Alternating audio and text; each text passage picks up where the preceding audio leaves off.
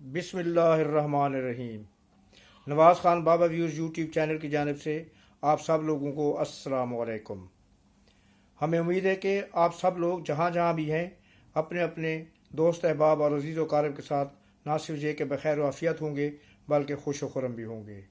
हमारी दुआ है कि अल्लाह ताला आपकी खुशियों में मज़ीद इज़ाफ़ा फरमाए और आप हमेशा इसी तरह खुश व खुर्रम ज़िंदगी गुजारें, आमीन।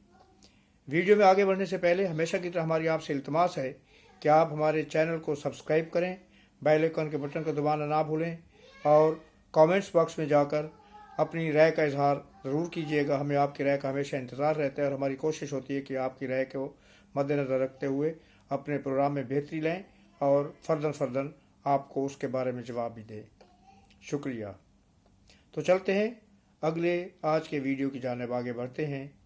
आज मैंने एक बहुत ही मुख्तलिफ़ किस्म का मौजू चुना है और वो मौजू है एक थोड़ा सा हल्का सा तकाबल, हल्का सा तज्ज़िया दो शख्सियात का जो पाकिस्तान की बहुत ही प्रोमिनेंट किस्म की शख्सियात हैं और दोनों के बारे में ये कहा जाता है कि उन्होंने अवाम में शऊर दिया, अवाम को शऊर बख्शा, पाकिस्तान के अवाम को उन्होंने अक्ल व शऊर और फरासत बख्शी। और आज हम जो भी बैठ के सियासत के मैदान में मईशत के मैदान में जो भी बातें करते हैं वो इन्हीं हज़रात की हैं, दी हुई अकल और इन्हीं हज़रात की दी हुई गाइडलाइन की वजह से है। मैं बात कर रहा हूँ जनाब साबका वज़ीर आज़म पाकिस्तान मोहतरम ज़ुल्फ़िकार अली भुट्टो शहीद और इमरान अहमद खान नियाज़ी के बारे में। हमारी अक्ल व शऊर, पाकिस्तान में सियासी शऊर और पाकिस्तान में सियासी बेदारी और पाकिस्तान में जुल्म के ख़िलाफ़ खड़े होने को जो शख्स सबसे पहले जिसका नाम आता है वो तो बिला शक व शुबा, बिला शिरकत गैर, बग़ैर किसी उसके क्या कहते हैं शक व शुबा के, वो हैं भुट्टो शहीद साहब। इसमें कोई शक नहीं है कि भुट्टो शहीद ने पाकिस्तान के अवाम में जो सियासी बेदारी पैदा की वही सियासी बेदारी आज तक चलती आ रही है। हो सकता है कि हमारी नौजवान नस्ल उससे ज़्यादा वाकिफ़ ना हो, क्योंकि आजकल की जो नौजवान नस्ल जिनको फॉलो करती है वो तो शायद उनकी पैदाइश से भी पहले ही शहीद कर दिए गए थे। उनको एक कैद के दौरान जुडिशल मर्डर जिसको कहा जाता है वो कर दिया गया था। लेकिन उनकी चंद बातें हैं जो मैं आज आप लोगों के साथ शेयर करना चाहता हूँ। ये आज मेरे ये प्रोग्राम का मौजू नहीं था, लेकिन बैठे बैठे एकदम मेरे ज़हन में ये कुछ बातें आई। आज मैं टीवी देख रहा था तो उसमें इमरान खान साहब की जो है वो कुछ जज्बाती सी बातें मुझे सुनने को मिली न्यूज़ ख़बरनामे में। जेल के अंदर उनका ट्रायल हो रहा है सैफर केस के बारे में और काफ़ी अरसे के बाद उनका इंटरेक्शन हुआ सहाफ़ियों के साथ उस जेल के ट्रायल रूम में, जो अदालत को तौर पर काम आ रहा है, बनाया गया है, अदालती रूम के तौर पर उसको तब्दील किया गया है। तो उसमें उन्होंने कहा कि मुझे अगर कई साल तक भी जहाँ पर रहना पड़ा तो मैं रहने के लिए तैयार हूँ और मैं अपनी जान दे दूँगा। मैंने इमरान खान साहब का जो तर्ज सियासत है उसमें कुछ हद तक उन्होंने कॉपी करने की कोशिश की ज़ुल्फ़िकार अली भुट्टो साहब को, लेकिन उसको कॉपी कर नहीं पाए, क्योंकि कहाँ आसमान और कहाँ ज़मीन, कहाँ ज़ुल्फ़िकार अली भुट्टो जैसा जहादीदा सियासतदान जिसका उड़ना बिछाना शुरू से सियासत था। दोनों में एक कदर मुश्तरक है कि भुट्टो साहब भी वो क्या कहते हैं कि सोने का चम्मच मुंह में लेके पैदा हुए और इमरान साहब ने अपने लिए सोने का चम्मच पैदा कर लिया। भुट्टो साहब को नेचुरली, रिवायती तौर पर, सियासी तौर पर और जद्दी पुश्ती सोने के चम्मच उनके मुंह में मिला। इमरान खान ने वो सोने के चम्मच खुद ही बना के मुंह में डाल दिया। ये इनका मेन फ़र्क है। भुट्टो साहब के बारे में ये कहा जाता है, मैं उनकी कुछ कमज़ोरियाँ और उनके बारे में जो नेगेटिव थॉट्स हैं लोगों के, वो मैं क्लैरिफाई करने की कोशिश कर रहा हूँ कि हक़ीक़त क्या है। मैंने कोई तैयारी नहीं की, सिर्फ ये कि जो कुछ मेरे जहन में है, जो कुछ मैं किताबों में पढ़ता रहा हूँ, जो कुछ मैं मीडिया पर देखता रहा हूँ, اس کے مطابق میں بات کر رہا ہوں. میں نے اس پروگرام کی تیاری نہیں کی تھی. اگر تیاری کرتا تو میں شاید بہت سارے فیکٹ جو ہے وہ آپ کے سامنے رکھتا. ان کے اوپر جو سب سے بڑا الزام لگایا جاتا ہے وہ سقوط ڈھاکہ کے بارے میں. اس سے پہلے جو ان کی ایک مشہور تقریر ہے جو انہوں نے ایک جلسے میں کی تھی، جب بیان دیا تھا کہ ادھر تم ادھر ہم، اور اس کو ہمیشہ ان کے خلاف استعمال کیا جاتا ہے. یہ ایک اخبار تھا آزاد، اس میں یہ بیان چھپا تھا، اور یہ میرے خیال میں غالباً پچھلے سال جو ہے نا، میں نے ان کا جو مالک یا ایڈیٹر تھے ان کا ایک انٹرویو بھی دیکھا تھا. تو اس سے کہا کہ وہ جو بیان تھا ان کا، بھٹو صاحب کا، ادھر ہم ادھر تم، اس کو کنٹیسٹ میں دیکھیں نا، پوری ان کی تقریر دیکھیں کہ انہوں نے کیا کہا تھا. ہم نے کیا کیا کہ ان کے مخالفین نے، ان کے مخالفین نے جو اپنی مرضی کا ایک چند ورڈ سے اس تقریر کے وہ انہوں نے نکال کے دنیا کے سامنے پیش کر دیے، اور آج تک اسی کو وہ لے کے بیٹھے ہوئے ہیں. بھٹو صاحب کے اوپر سب سے بڑا الزام یہی لگا جاتا ہے کہ سقوط ڈھاکہ سے پہلے ان کی وجوہات میں ایک بڑی وجہ یہ تھی کہ بھٹو صاحب نے کہا تھا کہ ادھر تم ادھر ہم، یعنی کہ انہوں نے ایک بنیاد فراہم کر دی کہ مشرقی پاکستان کو علیحدہ کر دیا جائے. حالانکہ ایسا نہیں تھا. جب ہر دھرمی کی انتہا کو پہنچے ہوئے شیخ مجیب الرحمان نے اسمبلی کے اجلاس میں شرکت کرنے سے انکار کر دیا تھا مغربی پاکستان میں، اور وہ ہر بات اپنی منوانے پر تلے ہوئے تھے، تو اس وقت بھٹو صاحب نے یہ کہا تھا کہ ادھر تم ادھر ہم، مینز ان کا مقصد یہ تھا کہ اگر وہاں پر تمہیں اکثریت حاصل ہے ایسٹ پاکستان میں، تو ویسٹ پاکستان میں ہمیں اکثریت حاصل ہے. تم وہاں کے اکثریتی لیڈر ہو، ہم جہاں کے اکثریتی لیڈر ہیں. تو یہ نہیں ہو سکتا کہ جو تم کہو گے وہ مانا جائے، جو میں کہوں گا. اس کا مطلب یہ تھا کہ جو میں کہوں گا وہ مانا جائے. نہیں، ایسی کوئی بات نہیں. اس کے لیے بیچ کا راستہ نکالنا چاہیے. تو دس واز ایکچوئل فیکٹ کہ ادھر تم اور ادھر ہم کا کیا مطلب تھا. لیکن مجھے سمجھ نہیں آتی کہ پاکستان پیپلز پارٹی کیوں ان چیزوں کو لوگوں کے سامنے نہیں لاتی، اور یہ جو داغ ان کے اوپر لگا ہوا ہے یا لگانے کی کوشش کی جاتی ہے اس کو مٹانے کی کوشش کیوں نہیں کرتی. دراصل پیپلز پارٹی کا ایک المیہ یہ ہے کہ وہ میڈیا کے میدان میں، میڈیا کے محاذ میں ہمیشہ پسپائی اختیار کرتی ہے، اور وہ ہمیشہ پیچھے رہتی ہے. انہوں نے میڈیا کو اپنا فرینڈ بنانے کی کوشش ہی نہیں کی. میڈیا فرینڈلی نہیں ہے وہ. پاکستان پیپلز پارٹی کی جو بہت زیادہ جو ہے نا کمزوریاں ہیں، کمزوری تو نہیں کہا جا سکتا، جو ان کے خلاف جاتی ہیں دو باتیں، وہ یہ ہے کہ ایک تو وہ میڈیا فرینڈلی نہیں ہے، دوسرا وہ اسٹیبلشمنٹ فرینڈلی نہیں ہے. وہ لوگ یقین کرتے ہیں جمہوریت کے اوپر، اور جمہوریت میں ان چیزوں کی ضرورت نہیں ہوتی. جمہوریت کبھی اسٹیبلشمنٹ کو اپنے ساتھ لے کے نہیں چلے گی، کیونکہ اسٹیبلشمنٹ کا مطلب ہے کہ اگر آپ ان کو انوائٹ کر رہے ہیں تو اس کا مطلب ہے کہ آمریت لانے کی کوشش کر رہے ہیں. اور جمہوریت پسند شخص جو ہوتا ہے وہ کبھی آمریت کو پسند نہیں کرتا، آمریت کو اپنے قریب سے گزرنے بھی نہیں دیتا. اور میڈیا میں تو شروع سے وہ کمزور ہیں، کیونکہ ان کی یہ جو ایک ٹرم چل رہی ہے لفافہ صحافت، وہ اس سے کوسوں دور رہتی ہے. آپ کسی بھی صحافی کو نہیں دیکھیں گے کہ وہ پیپلز پارٹی کی حمایت کر رہا ہو، لیکن کہیں پر وہ مجبور اس سے ہو جاتے ہیں کہ وہ فیکٹس ہوتے ہیں، اور فیکٹ کو بھی نہیں چھپایا جا سکتا. بھٹو صاحب کے کارنامے کیا ہیں؟ بھٹو صاحب کے کارنامے یہ ہیں کہ جب مشرقی پاکستان دو لخت ہوا، ایسٹ پاکستان بنگلہ دیش بن گیا اور ویسٹ پاکستان صرف پاکستان رہ گیا. اس وقت پاکستان کے عوام کا مورال بہت ہی گرا ہوا تھا، بہت ہی ڈاؤن تھا، بہت ہی نیچے تھا. دنیا میں پاکستان کی ٹکے کی قدر نہیں تھی، کیونکہ پاکستان ایک شکست خوردہ ملک تھا، جس میں جنرل نیازی نے، جس کو ٹائیگر نیازی کہا جاتا تھا اس وقت، انہوں نے ایک ایسی فوج ان کے پاس وہاں پر موجود تھی کہ جو تقریباً 26 دن تک، ان کے پاس اسلحہ بھی موجود تھا کہ 26 دن تک ڈھاکہ کا دفاع کر سکتی تھی. انہوں نے بجک جنبش قلم اپنے سائن کر کے سرنڈر کر دیا تھا. ایک فتح حاصل کرنے والی فوج کو ہزیمت خوردہ بنا دیا تھا. پاکستان کے 93,000 سولجر جب میں کہتا ہوں تو اس میں ملٹری، ایئر فورس، نیوی کے افسر سے لے کر جوانوں تک سب لوگ شامل ہوتے ہیں، تو سب سولجر کہلاتے ہیں. تو 93,000 افسر اور جوان پاکستان کی فوج کے انڈیا کے قیدی بن گئے تھے. 5,000 اسکوائر مائل کا جو رقبہ تھا وہ ویسٹ پاکستان کا، وہ انڈیا کے قبضے میں چلا گیا تھا. پاکستان کے پاس فوج کو تنخواہ دینے کے لیے پیسے نہیں تھے. فوج کا مورال بہت گرا ہوا تھا. اس وقت جب انہوں نے انعام اقتدار سنبھالا تو سب سے پہلے انہوں نے اپنے ملک، اپنی فوج، اپنے عوام کے گرے ہوئے مورال کو ہائی کرنے کی کوشش کی۔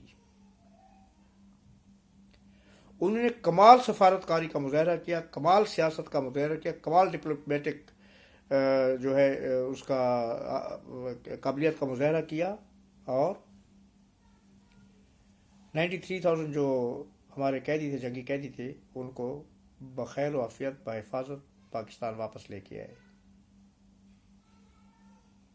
5,000 مربع میل کا جو علاقہ تھا وہ واگزار کرایا بھارت سے،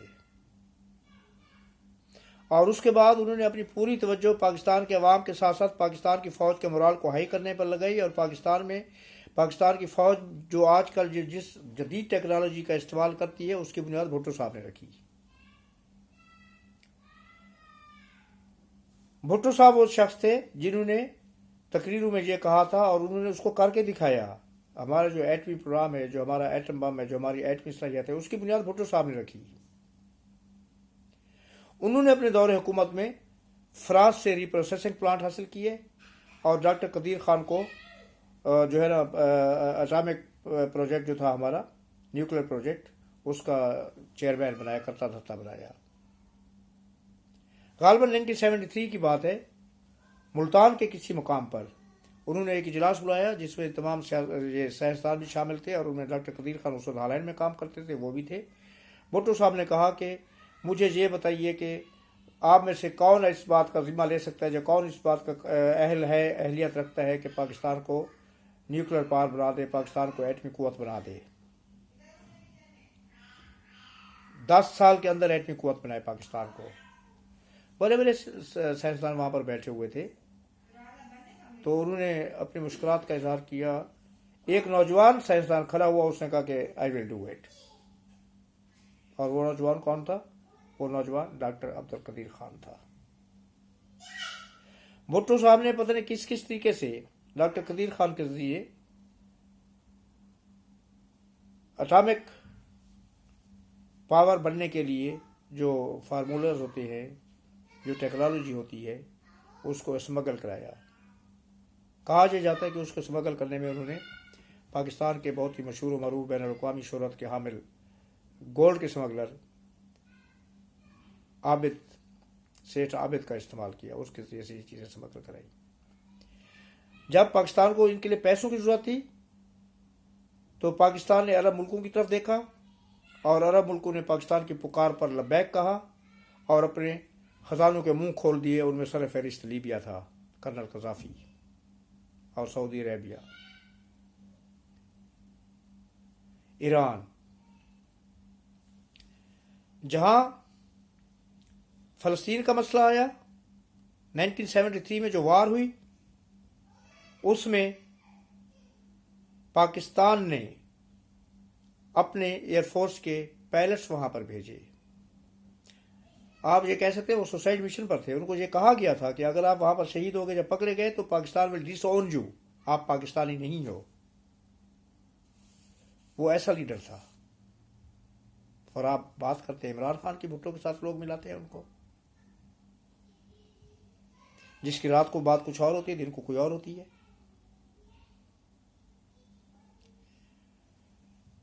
بھٹو صاحب کو اوپر ایک الزام تھا کہ وہ ڈرنک کرتے ہیں، شراب پیتے ہیں۔ تو اس شخص کے ظرف کی بات میں بتاتا ہوں آپ کو۔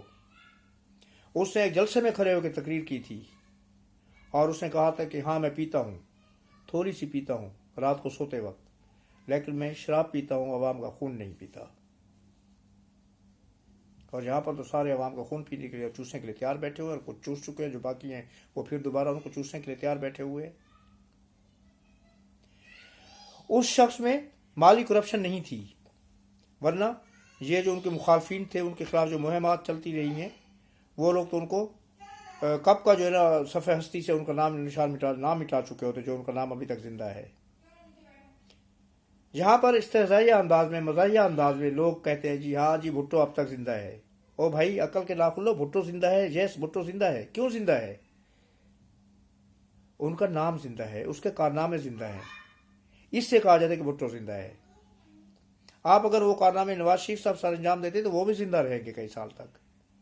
फिजिकली नहीं, लोगों के दिलों में। इसका मुराद ये होती है कि भुट्टो जिंदा है, आप उसका भी मजाक उड़ाते हो। मुझे किसी एक लीडर का नाम दे लो जदीद तारीख की हिस्ट्री की बात कर रहा हूं पाकिस्तान की, जिससे भुट्टो जैसे काम सर अंजाम दिए हो। पाक फिजाया को ताकतवर बनाया भुट्टो साहब ने। पाक फिजाया का जो कामरा कम्प्लेक्स है, जिसमें आप F-16 तक जो है ना रीबिल्ड हो रही हैं, और मिराजेस की रीबिल्ड फैक्ट्री वहां पर बनाई गई है। कामरा एरोनॉटिकल कॉम्प्लेक्स जो है वो भुट्टो साहब ने बनाया था, UAE की मदद से, UAE से फाइनेंस लेकर। पाकिस्तान का एटमी प्रोग्राम, जिसमें उनका एक मशहूर जमाना फिक्रा कहा जाता है कि हम 1000 साल तक लड़ेंगे, हम घास खाएंगे लेकिन एटम बम बनाएंगे, घास खाएंगे एटम बम बनाएंगे, और उन्होंने ये करके दिखाया। घास खाने की नौबत नहीं, लेकिन उन्होंने एटम बम बना के दिखाया। उसके बाद इस प्रोग्राम को दूसरे लोगों ने जारी रखा, क्योंकि ये एक ऐसा प्रोग्राम था कि इसको कोई भी रोल बैक नहीं कर सकता था। अगर रोल बैक करता तो पाकिस्तान के अवाम उनकी बोटियां नोच लेते। उसमें किसी को उस एटमी प्रोग्राम से मुल्क से हमदर्दी नहीं थी, बल्कि उनको अपना खौफ था कि अगर वो इसको रोल बैक करेंगे तो हमें अवाम नहीं छोड़ेगी। बुनियाद भुट्टो साहब ने रखी थी। पाक चीन की दोस्ती, जिसको कहा जाता है कि हवाले हमाले से भी बुलंद है, उस दोस्ती की बुनियाद किसने रखी थी? जुल्फ़िकार अली भुट्टो शहीद ने रखी थी, और उसको आगे बढ़ाने में उनकी बेटी बेनज़ीर शहीद का किरदार है।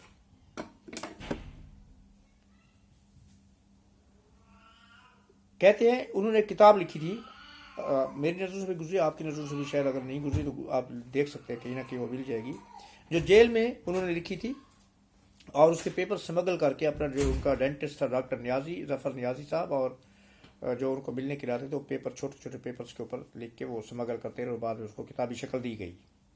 इफ़ आई एम असासिनेटेड, अगर मैं कत्ल कर दिया गया। ये बहुत ही मशहूर किताब है, शोरा आफाक किताब है, दुनिया भर में मशहूर हुई थी ये। उसमें भुट्टो साहब ने लिखा था कि जब मैं इस दुनिया से जाऊंगा, अल्लाह ताला के हुजूर पेश किया जाऊंगा, और फरिश्ते जो अल्लाह ताला मुझसे पूछेंगे कि भुट्टो तुमने दुनिया में क्या किया कि जिसके बदले में तुम्हें बख्श दिया जाए। उसमें भुट्टो साहब ने एक तारीखी फिक्रा लिखा था, जिसको आज तक यूथिया जो है वो चुरा के इमरान खान की जात से मंसूब करते हैं। किताब में उन्होंने अपने सारे कारनामे गिनवाए थे। पाकिस्तान स्टील मिल, पाक फिजाइया, पाकिस्तान के फौजियों को वापस लाना, पाकिस्तान का हज़ारों मुरब्बा मील का इलाका छुड़वाना, स्टूडेंट्स के लिए बसों में कंसेशन देना, मिलों का नेशनलाइज करना, सरदारी निज़ाम का खात्मा, बहुत सारे कारनामे, उनके अनगिनत कारनामे, जिनके ऊपर आप लिखना शुरू करें बैठकर तो किताबों की किताबें भर जाएंगे, उनके इतने कारनामे हैं। तो उन्होंने कहा कि मैं ये सब चीज़ें नहीं गिनवाऊंगा, अल्लाह ताला को ये नहीं बताऊंगा कि जा मेरे मौला, जा मेरे अल्लाह, मैंने ये किया है।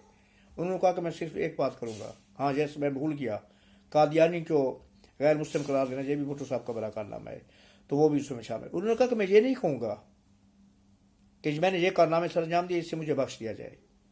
उन्होंने कहा कि मैं अल्लाह ताला को कहूँगा कि या अल्लाह, मैंने पाकिस्तान की अपनी पिसी हुई कुचली हुई आवाम को सियासी शऊर दिया, और देयर इज़ नो डाउट कि सियासी शऊर भुट्टो ने दिया था, इमरान खान ने नहीं। इमरान खान ने यह कहा जा सकता है कि उस सियासी शऊर को दोबारा जो है ना लोगों के जहनों में दोबारा उसको याद दहानी कराई, भूली भटकी जो चीज़ें होती है उसको याद कराया। भुट्टो साहब वो लीडर थे, और पीपल्स पार्टी वो पार्टी थी कि जिसने मुतवस्सित तबके और गरीब तबके के लोगों को उस वक्त पहले इलेक्शन में टिकट दिए थे। और उस वक्त ये कहा जाता था, जो बाद में ये चीज़ MQM के लिए इस्तेमाल हुई, और फिर अब आजकल इमरान खान के लिए भी इस्तेमाल हुई है, कि अगर भुट्टो किसी कुत्ते को या किसी खंबे को भी टिकट दे दे तो वो भी जीत जाएगा, और ऐसा हुआ है। बड़े बड़े बुर्ज उल्टे गए थे, पीपल्स पार्टी ने उलट दिए थे। कोई तस्वर कर सकता था कि बड़े बड़े आलिम, बड़े बड़े जागीरदार, उनको उनके घरों में जो है ना वो वोट नहीं मिलेंगे। और अब तक भुट्टो का वो सियासी शऊर जो है ना काम कर रहा है। और अब तक सिंध में लोग जो कहते हैं कि जान वो पीर पगारा जैसे बंदे को जब उन्होंने हराया था, तो लोग क्या कहते थे, उनके जो मुरीद थे, जान पीर जो वोट भुट्टो जो, कि जान पीर से की मुर्शिद की है लेकिन वोट भुट्टो का है। और उन्होंने करके दिखाया था, पीर पगारा जैसी हस्ती को वहां पर एक आम से कारकुन ने हराया था। और उसके बाद गालबन अभी पिछले इलेक्शन में शाहजहा मरी साहबा ने वहां पर उनके फरजान को शायद हराया है उन्हीं की सीट से। भुट्टो साहब ने तालिब इल्मों के लिए सहूलतें दी, उसका अगर गलत इस्तेमाल करें तो उसमें हमारी गलती है ना। बसों में जो कंसेशन आज तक चलता आ रहा है वो भुट्टो साहब के दौर में स्टूडेंट्स को दिया गया था कि लोकली फ्री, और इंटरसिटी बसेस में उनका गालबन 50% था किराया, 50% रियायत थी। कॉलेज में नहीं, यूनिवर्सिटी में नहीं। फौज को सबसे बड़ी चीज़ थी कि उन्होंने फौज को मुत्तहद दोबारा किया, रीऑर्गेनाइज किया, बिखरी आर्मी जो थी हमारी फोर्सेस, और उसके बाद उनको ऐसी टेक्नोलॉजी जो उस वक्त के दौर की जदीद तरीन टेक्नोलॉजी थी वो ला के दी, और फौज का और अवाम का मोराल हाई किया।